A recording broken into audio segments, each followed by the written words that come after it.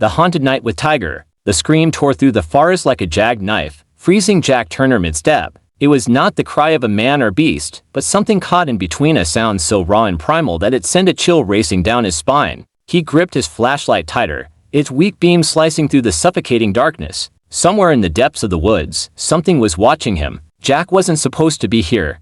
Not this late. The villagers' warnings had been clear. Do not enter the forest after sundown. That's when the tiger hunts. And it doesn't just kill, it claims. But Jack was a man of logic, not superstition. A wildlife photographer chasing the perfect shot.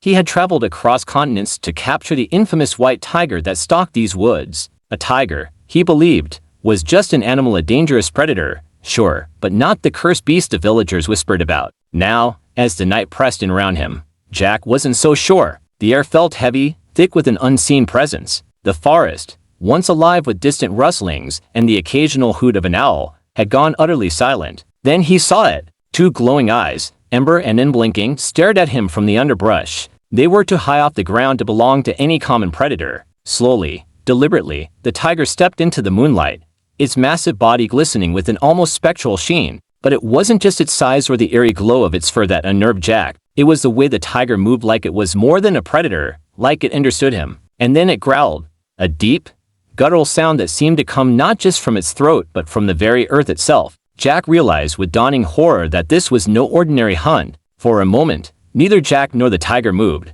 He could feel the camera slung over his shoulder, useless now. His tranquilizer gun felt absurdly inadequate against the sheer presence of the creature before him. The tiger's ember eyes didn't waver, and Jack knew it was waiting for him to run, to make a mistake, to show fear. Instead, Jack did the unthinkable. He raised his flashlight higher and took a step forward. I'm not afraid of you, he whispered, though his trembling hand betrayed him. The tiger's lips curled back, revealing sharp fangs that glinted like polished ivory. Then it vanished. In one fluid motion, the massive beast melted back into the shadows, its glowing eyes disappearing into the darkness. Jack's breath came in ragged gasps as he swung the flashlight frantically around him. The underbrush rustled, branches snapped, and the sound of padded feet circled him, just out of sight. Jack knew he was being toyed with. The tiger could have ended this already, but it was savoring the chase. A sudden roar erupted from behind Jack, and instinct took over. He ran. His boots pounded against the forest floor, the beam of his flashlight bobbing wildly as he dodged low-hanging branches and twisted roots.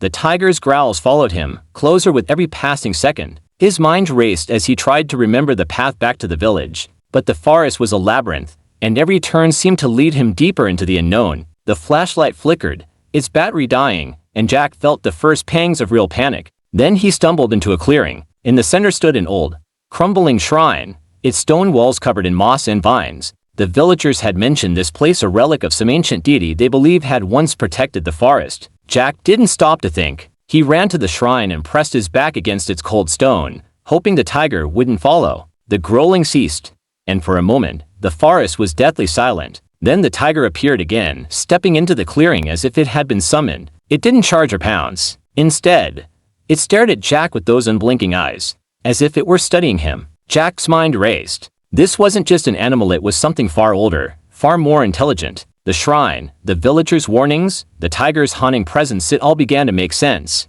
This was no ordinary predator. It was the guardian of the forest, a creature bound to this land, cursed to protect it from intruders like him. I'm sorry, Jack whispered, his voice barely audible. He dropped his camera, the tranquilizer gun, and even his flashlight, raising his hands in surrender. The tiger growled, low and menacing, but it didn't attack. Instead, it circled the shrine, its glowing eyes never leaving Jack. Slowly, it approached him, its massive form towering over him. Jack closed his eyes, bracing for the end, but the tiger didn't strike. Instead, it leaned in close, its hot breath washing over Jack's face. Then, with a deep rumble, it turned and disappeared back into the shadows, leaving Jack alone in the clearing. Jack didn't dare move until the first light of dawn crept through the trees. When he finally staggered back to the village, the locals were waiting for him. They didn't ask what had happened. They already knew. You've seen it, the village elder said, his voice solemn, and it let you live. You must leave now and never return.